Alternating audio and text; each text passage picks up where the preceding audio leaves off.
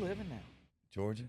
Georgia? Okay. Yeah, I was born and raised on an island called Tybee Island, Savannah, Georgia area. Uh-huh. And, of course, I eventually moved here Yeah. when I was 18 to do the whole career thing. But I missed home.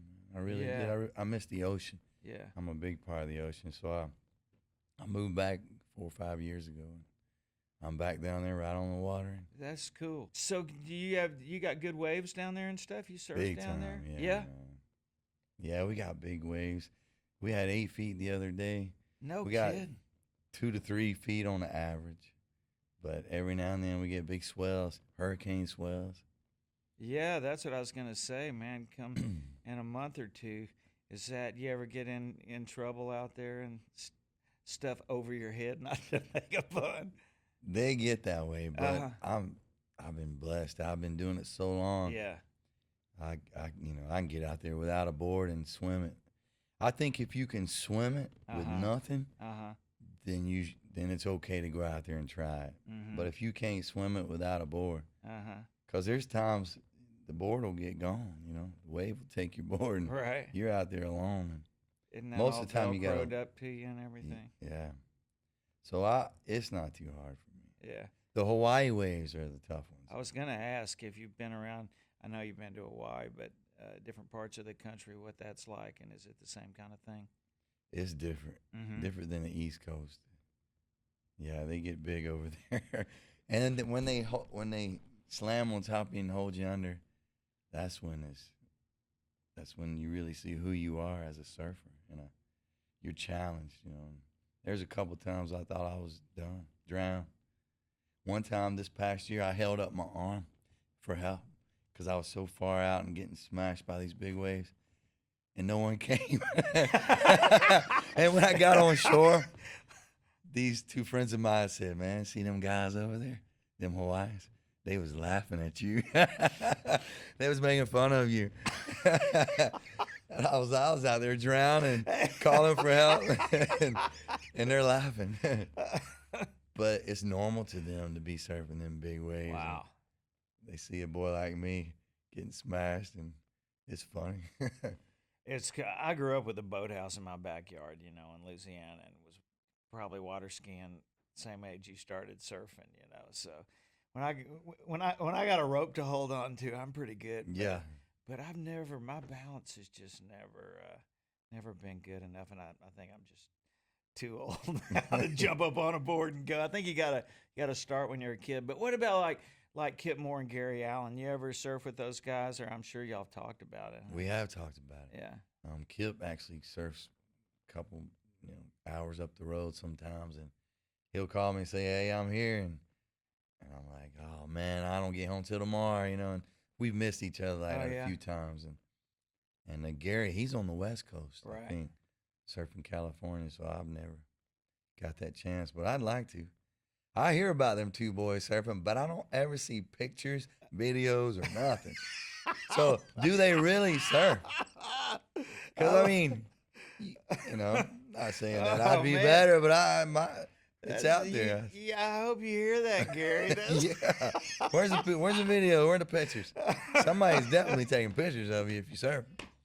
I love that. I think I've compared you and Gary in some ways because I think you're both really good singers, and you both kind of have sort of flown, had really cool careers, sort of under the radar in comparison to the whole award show music business kind of thing, do you like it like that? Is that kind of by choice, or is it just, or did your career just not take you in that direction or something? Yeah, B. Yeah. For sure. Because, when you're a kid and you're dreaming of doing the whole touring thing and being like your idol and whatever, also in there is receiving awards and going to award shows and playing on the award shows. And yeah.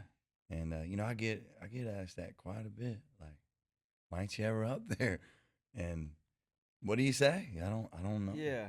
You just didn't get picked, just and it's never any worries because I do get to go and sit in the audience and see friends and hang out and listen to some great music. You know, Well, you've you been there many made times. great music. You don't have to listen to me talk on the radio very much. I brag on you every time one of your songs comes up, Oh, pretty much, thanks, because man. I do. I love your singing. I think you're one of the greatest singers in our genre, and made some great new music too. I got a chance to listen to it, working with Dan Huff. And by the way, I talked to James Stroud this morning and told him we were going to visit. Yeah, And he said to tell you, hey, and he said the same thing. He said, man, he's just one of the greatest natural singers I've ever worked with and we got in this town. And no, it's nice of him. yeah, people love bragging on you, and you make records and you got hits, and I guess we need to work it a little harder out there I guess with the kiss a little with, more booty, yeah, right? I don't know. Yeah, because I don't have any trouble reading for you. Absolutely. Appreciate that. Yeah. Man. So, Dan Huff, just a great music guy, and I know you've written a lot of songs on your other albums and stuff like that. You kind of went outside on this record, just found a lot of great songs, and I think you co-wrote one of them or something Mhm. on this record. Which a singer like you, it's not like you probably are. You shouldn't be under pressure to have to write everything, or it's fun to go look for stuff. When you go through that process, what's going through your mind as far as you're just going to get the best songs no matter how you got to do it? Yeah, no matter where they're coming from, and as far as what publishing company, what writer. Fortunately, over the years, I've connected to a lot of the same ones. The big ones that have all the great writers.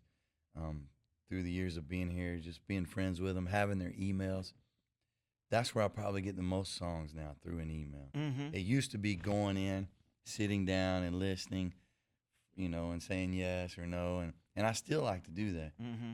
But I probably get the majority through email. Just someone, hey, we just wrote this today, and here's a work tape, and that's how I find them. It's a hard process sitting with writers when you hear a song that that's really a good song, but man, I'm not gonna say that. That's just not right for me. Yes, And to that's have to right. go and just try and explain that, Yeah, it's hard, isn't it? yeah, yeah. I don't feel what you feel, but you feel that it sounds great, But yeah, definitely. But there's so many songs out there. So, whether you write them or someone else has written them, someone's definitely saying what you want to say. And to me, if the song don't make you laugh or want to make love or make you want to dance, or you can see thousands of people singing this song, if you don't have these feelings, I don't ever even mess with it. If it didn't evoke some kind of emotion in me, I just move on. Yeah. I was just watching your video for Donut, and I don't know who that gorgeous girl is in the video. I don't either. I was gonna ask you. So, I mean, so when you meet some girl on Tuesday and you're shooting on Tuesday, I assume she's just like, "Hey, this is Rebecca or whatever her name is." Yeah. And then it's like, "Okay, y'all act like you're in love with each other, and okay, give her a kiss now." But you had good chemistry. I mean, do you just like shrug your shoulders and go? Yeah, it's always a little weird. I mean, 'cause you just meet them, and then 5 minutes later you're kissing them. Wait, I might have done that growing up. I might be used to that. No, it didn't come too hard though. Sometimes you run across people and you get an instant chemistry, and you're like, "This is gonna be easy." But there has been a couple that wasn't instant chemistry. You know, the Shania Twain video. As much as I love Shania, I don't feel like we had chemistry personally, but we had chemistry, in the video. And but it ain't always like that. Like I said, this last one, it was just easy. You still Just stay in touch with Shania at all? no. Uh, You know what? The truth was, I talked to her that one time in my life, and that was it. It was just she used me. She used me. There's a lot of dudes out there could probably live with that, Billy. Yeah, it was so much fun though. Cool. Yeah. You fired up about going out with McGraw? Yes. Yeah. Yeah, I've always wanted to, and I run across him a couple times in life, and and he's always been a really sweet guy and Good guy.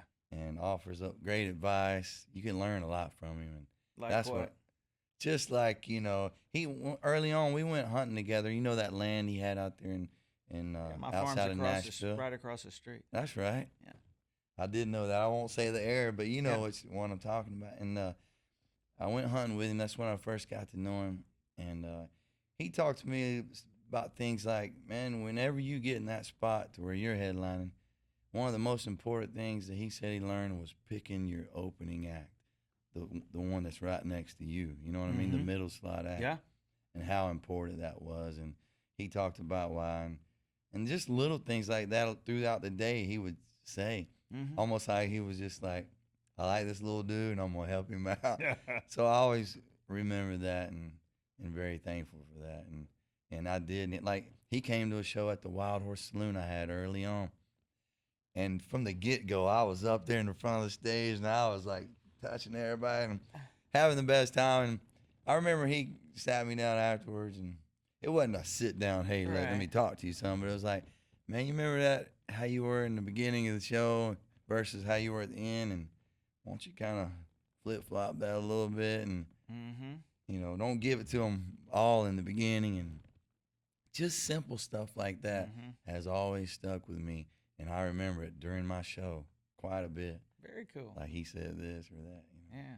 So people that we look up to, they matter in things they say. We don't forget. Yeah, man. Cool. Well, I know you got stuff to do. Appreciate you coming Yeah, in, man. pal. It's good to see Great you. to see you too.